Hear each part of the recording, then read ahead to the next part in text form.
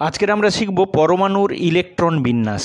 কি করে একটা পরমাণুর ইলেকট্রনগুলো তাদের বিভিন্ন যে সাবসেল বা উপকক্ষে কিভাবে বিন্যস্ত থাকে আমরা সেটা আজকে শিখব। কিভাবে আমরা ইলেকট্রন বিন্যাসটা করব। দেখো, দু একটা জিনিস প্রাইমারিলি আমি বলে দিই। আগে যে তিনটে রুল বলেছিলাম সেই তিনটে রুল তোমরা নিশ্চয়ই দেখেছো। আজকের আমি ইলেকট্রন বিন্যাস শুরু করবার আগে দু একটা জিনিস একটু বলে দিই। দেখো, যদি প্রিন্সিপাল কোয়ান্টাম নাম্বার 1 হয়, অর্থাৎ 1 নম্বর সেল হয়, তাহলে সেটাকে আমরা লিখব 1 দিয়ে। এবং তোমরা জানো 1 নম্বর যে কক্ষ আছে কে কক্ষ, তার একটাই উপকক্ষ 1s। আবার যখন 2 নম্বর কক্ষ আসবে তখন বুঝতেই পারছো তার শুরু হচ্ছে 2s আর 2p, এগুলো তোমাদের আগে বলা হয়েছে। এরপরে দেখো 1s হলো, তারপরে যখন 2 এলো তখন 2s আর 2p। এবার যখন 3 আসবে তখন 3s, 3p, 3d, এইভাবে শুরু হলো। আবার দেখো যখন 4 আসবে তখন 4s, 4p, 4d, 4f, এইভাবে পরপর আসে। এইবারে তোমরা শিখেছো, আমি আগেই বলেছি যে নিম্নতর যে উপকক্ষ আছে বা সাবসেল আছে সেখান থেকে ইলেকট্রনগুলো ভরতে উচ্চতর যে উপকক্ষ আছে বা সাবসেল আছে সেখানে ইলেকট্রনগুলো পূর্ণ হবে। আগে নিম্নতর শক্তি স্তরে উপকক্ষে পূর্ণ হবে, তারপর আস্তে আস্তে উচ্চতর উপকক্ষে বা সাবসেলে ইলেকট্রনগুলো পূর্ণ হবে। এবার আমরা আসি নির্দিষ্ট উদাহরণ ধরে কিভাবে ইলেকট্রন বিন্যাসগুলো করব। আমরা কিছু উদাহরণ নিয়ে দেখি এসো কিভাবে ইলেকট্রন বিন্যাসগুলো করব। কিছু উদাহরণে আমরা শিখে নিই কীভাবে ইলেকট্রন বিন্যাসগুলো করব। প্রথমে আসি আমি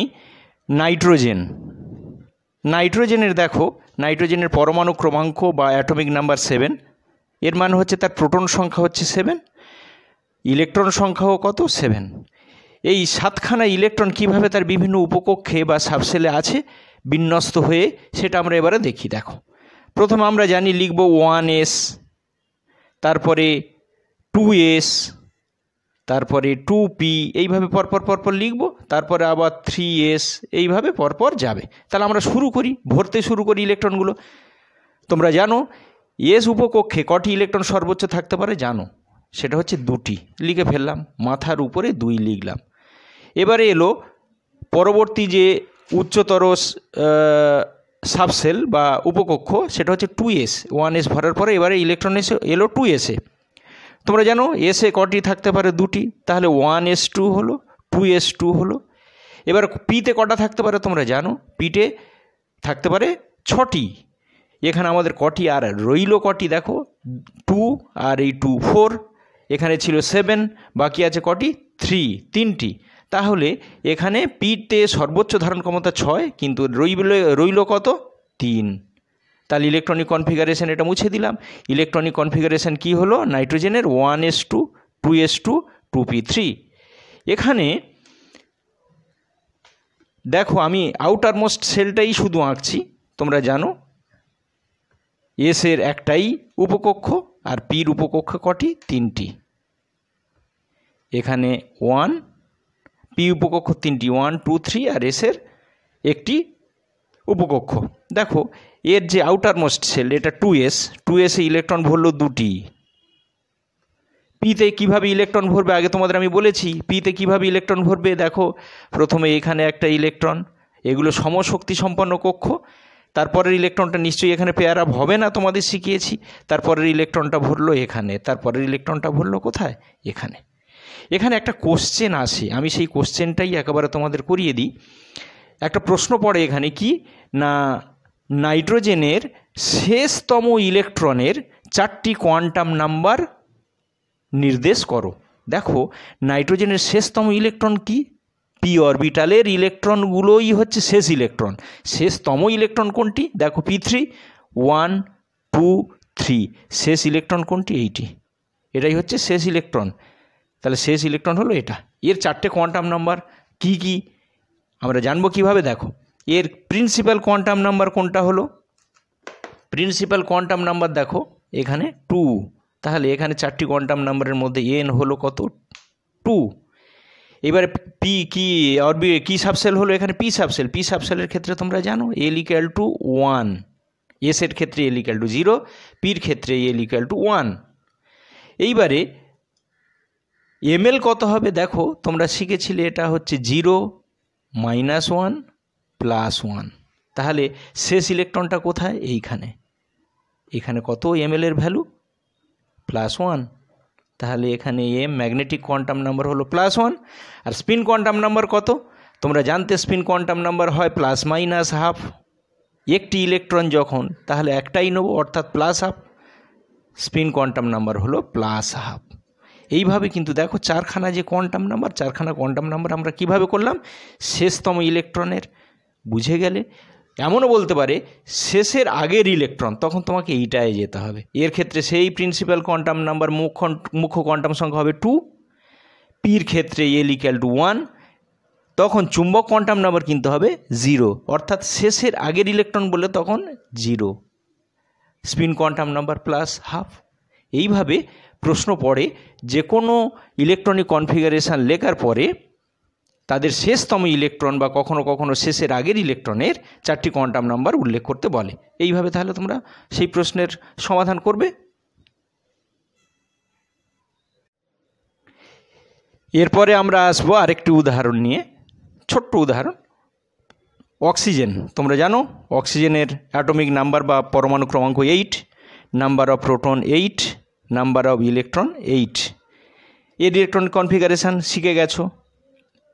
আমরা এবার লিখব 1s2, 2s2, 2p, দেখো 2, 2, 4 ছিল 8 ইলেকট্রন, আর কটাই আছে বাকি? 4, 4টি ইলেকট্রন। তাহলে এখানে লিখলাম 2p4। পির ধারণ ক্ষমতা সর্বোচ্চ কত? 6টি আছে, এখানে কটি? 4টি। এইবারে কিভাবে এটা আছে আমি আউটার মোস্ট সেলের ইলেকট্রনটা একটু লিখি।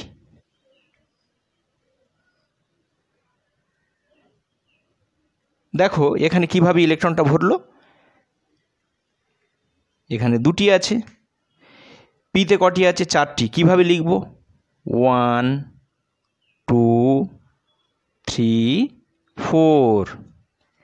এবার আগে এর যে বিয়েটা বলেছিলাম, দেখো বলেছিলাম শেষতম ইলেকট্রন, শেষ ইলেকট্রন কিন্তু এই ইলেকট্রনটা নয়।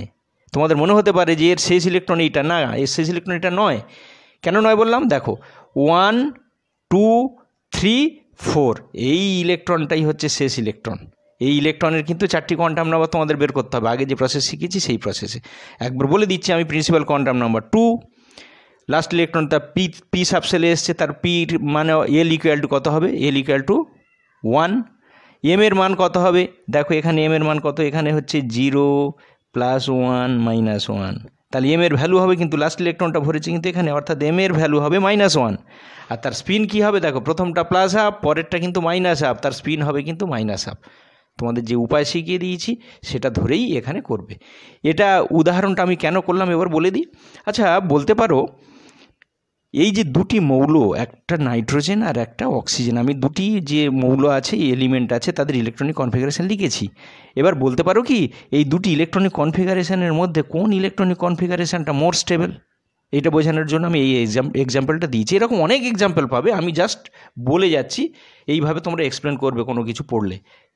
দেখো এখানে পি অরবিটাল কটি আছে? পি অরবিটালে 3টি ইলেকট্রন। পি অরবিটালে থাকতে পারে কটি ইলেকট্রন? পি অরবিটালে থাকতে পারে কিন্তু 6টি ইলেকট্রন। দেখো এখানে 3টি ইলেকট্রন আছে, মানে এটা হাফ ফিল্ড কনফিগারেশন। হোয়ারাজ এখানে পি অরবিটালে থাকতে পারে 6টি ইলেকট্রন, কিন্তু এখানে আছে 4টি, এটা কিন্তু হাফ ফিল্ড কনফিগারেশন নয়। মনে রেখো যে কোনো উপকক্ষ বা সাবসেলের ফুল ফিল্ড কনফিগারেশান বা হাফ ফিল্ড কনফিগারেশান কিন্তু মোর stable then nearly fulfil or nearly half field configuration. মানে এই যে 3 আছে P3 configuration is more stable than P4। আবার যদি বলি ফুলফিল হলে কত হবে? P6 configuration is more stable than P5 configuration. অর্থাৎ ফুলফিল হলেও সে এক্সট্রা স্টেবিলিটি গেন করবে, হাফ ফিল্ড হলেও এক্সট্রা স্টেবিলিটি গেন করবে। কাদের ক্ষেত্রে? না তার ঠিক আগের বা পরের যে ইলেকট্রনিক কনফিগারেশান সেটার তুলনায়। তাহলে নিশ্চয়ই বুঝতে পারছো এখানে কে বেশি স্টেবল হবে? স্টেবিলিটি কার বেশি হবে? নাইট্রোজেনের ইলেকট্রনিক কনফিগারেশানের স্টেবিলিটি কিন্তু অক্সিজেনের ইলেকট্রনিক কনফিগারেশানের স্টেবিলিটির থেকে বেশি, কারণ এখানে হাফ ফিল্ড নয়। এর পরের যে মৌলগুলো আছে সেগুলোর ইলেকট্রন বিন্যাস এবারে তোমরা নিজেরা চেষ্টা করবে। আমি আরেকটু পরবর্তী মৌল থেকে দুই একটা এক্সাম্পল দিয়ে দিই। দেখো, আর্গন। আর্গন হচ্ছে এয়ার, এর পরমাণু ক্রমাঙ্ক বা অ্যাটমিক নাম্বার হচ্ছে 18, number of proton 18, number of ইলেকট্রনও 18। ইলেকট্রনিক কনফিগারেশান কী হবে? 1s2 2s2p, তাহলে 2s2 2p6 কটি হলো? 10টি হলো, 6 8 10। এরপরে 3s এলো, তারপরে 3p এলো, তারপরে 3d এলো। এবারে 3s অরবিটালে কটি ইলেকট্রন হবে? দাও 2টি, কারণ এসে 2টির বেশি থাকতে পারে না। কত হলো? 12। পিতে কটি ইলেকট্রন থাকতে পারে? 6টি। বাকি আছে কটি? 6টি, p6। 1s2 2s2 2p6 3s2 3p6। 3dটার প্রয়োজন নেই, লিখলাম না। তাহলে এখানে দেখো ইলেকট্রনিক কনফিগারেশন কত হলো? 18 কিন্তু শেষ হলো 3p6-এ। 3p6-এর পরে কিন্তু 18 কমপ্লিট হয়ে গেল। এরপরে আমরা আসবো, এর আর আউটার মোস্ট সেল আমি আঁকছি না, বা তোমাদের আগের যে প্রশ্নের উত্তর কিভাবে দিতে হবে আর বলছি না, তোমরা সেই পদ্ধতিটা জেনে এসছো। এরপরে আমরা আরেকটা আসি এক্সাম্পল, সেটা হচ্ছে ক্যালসিয়াম। ক্যালসিয়াম কত? 20। Proton, number of proton 20, number of electron 20। আমরা ইলেকট্রনিক কনফিগারেশান কী করে করব? একইভাবে 1s2 2s2 2p6 3s2 3p6। পরপর তোমাদের বলেছি, দেখো আগের মতোই সব বসে গেলাম। এটা কত হলো? 18। তারপরে 3d, তারপরে 4s। তোমাদের আগে বলেছি, আমি বুঝিয়েছিলাম এনার্জি লেভেলে n+l যে রুল আমি আগের ভিডিওতে শিখিয়েছিলাম, সেখানে কিন্তু বলেছি দেখো 3d কিন্তু ভরবে না, 3dর আগে কিন্তু 4s ভরবে। কেন না? n+l রুলে 4s এর ভ্যালু, n+l এর ভ্যালু 3dর থেকে কম হয়। আগে বলেছি যেহেতু, আর এখানে আমি বোঝাচ্ছি না। একটা জিনিস মাথায় রেখো, 3d ভরার আগে 4s ফিল আপ হবে কিন্তু। তাহলে এখানে দেখো 20 হলো, এখানে এই পর্যন্ত কত? 18 হলো। 18-এর পরে বাকি যে দুটি ইলেকট্রন সেটা কোথায়? 3d 4s-এ ভরবে। 4s2 3d 0। এখানে 3dতে কোনো ইলেকট্রন কিন্তু ভরবে না। 0 লিখতে পারো, না লিখতেও পারো। যদি তোমাদের মনে হয় 4sটা কি এর আগে লিখবে, সেটাও লিখতে পারো, কোনো অসুবিধা নেই। তাহলে 1s2 2s2 2p6 3s2 3p6 4s2 3d 0, বা শুধু 4s2 3d 0 না লিখলেও চলবে। এইবারে এইখানে একটা কথা বলে নি, দেখো এই যে অংশটা, এটা কিন্তু 18 আর্গন। এইটা আমরা যখন 18-এর থেকে বেশি হবে কারোর অ্যাটমিক নাম্বার বা পরমাণু ক্রমাঙ্ক, মানে ইলেকট্রন সংখ্যা, তখন আমরা এই এত বড় অংশটুকু আর না লিখতেও পারি। আমরা এই কনফিগারেশনটাকে কিভাবে বোঝাতে পারবো? দেখো এই রকম লিখে ফেলবো। এই রকম আমরা লিখব আর্গন। আর্গনের কত? 18। সেই 18টা এখানে লিখে ফেললাম। তারপরে কি? 4s2। অর্থাৎ ক্যালসিয়ামের যে ইলেকট্রনিক কনফিগারেশান, সেটাকে এইভাবে না লিখেও আমরা এইভাবে লিখতে পারবো। কেননা আর্গন 18 মনে রেখো, এবং 18 মানে কি 3p6 পর্যন্ত 18 ফিল আপ হয়, তারপরে আসবে 4s। ওই জন্য আমরা 4s লিখলাম, 3dটা লিখলাম না। 4s কমপ্লিট হওয়ার পরে যখন 3d হবে, তখন আবার 3d থেকে এখানে শুরু করব। এখন লেখার কোনো দরকার নেই, আমরা আসবো পরপর ইলেকট্রন। আরও দুই একটা এক্সাম্পল দেখাচ্ছি, দেখো কিভাবে লিখব। এবারে আমরা আরেকটি এক্সাম্পলে আসি। এই আর দুটো স্পেশাল এক্সাম্পল দেব, দিয়ে ইলেকট্রনিক কনফিগারেশানটা পরমাণুর শেষ করব। সেটা দেখো, এবারে করছি ক্রোমিয়াম।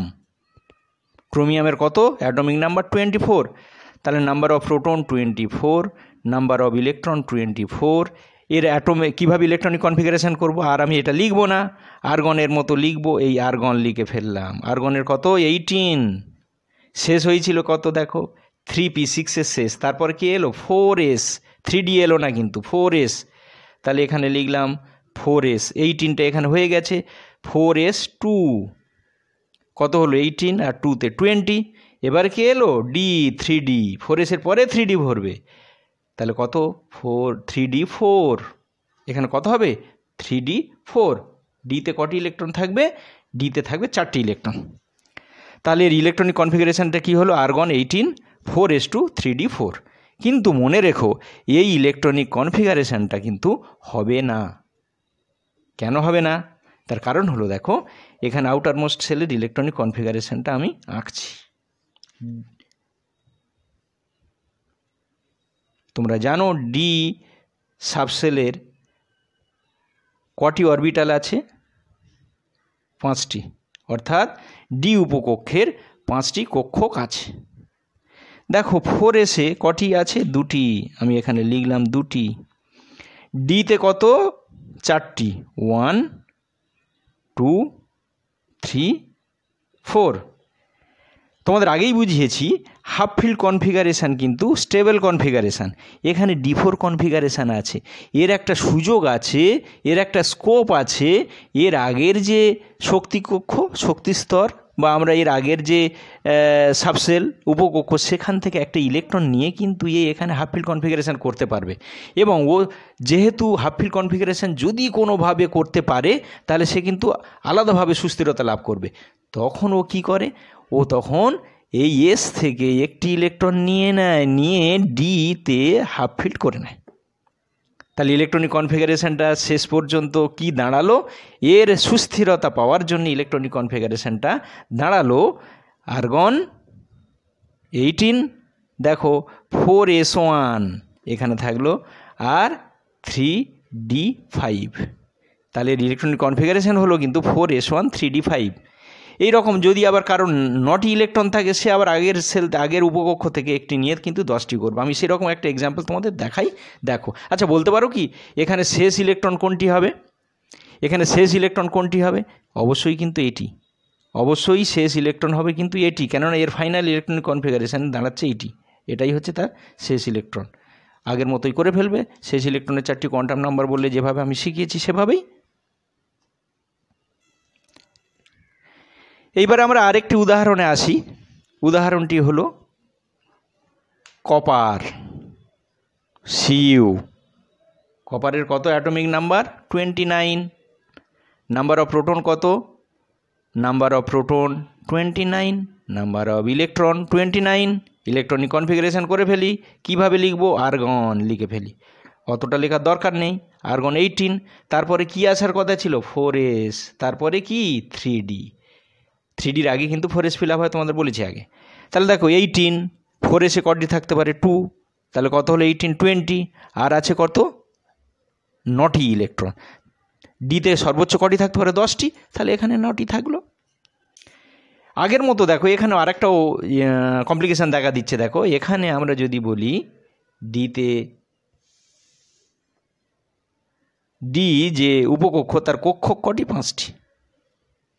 দেখো এখানে সেই আগের মতো ঘটনা অ্যারাইজ করছে, আগের মতো ঘটনা অ্যারাইজ করছে। কীরকম? 4s-এ 2টি ইলেকট্রন, ডিতে দেখো 1। কীভাবে ফিল হচ্ছে দেখে নাও। 2 3 4 5, তারপর এবার দেখো পেয়ার আপ হচ্ছে 6 7 8 9।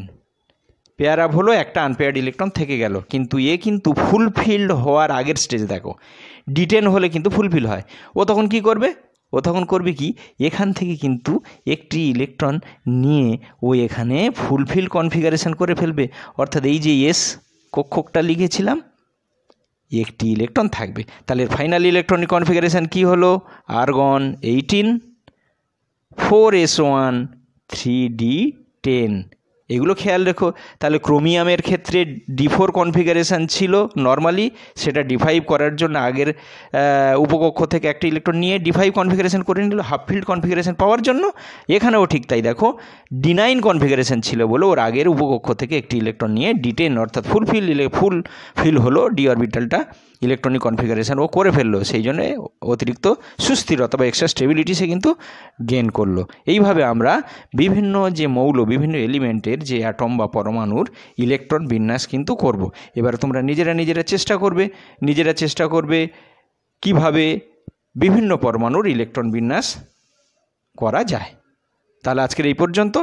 এর পরের ভিডিওতে আমরা আসব পরমাণু নয়, পরের ভিডিওতে আসব আয়নের ইলেকট্রন বিন্যাস আমরা কিভাবে করব।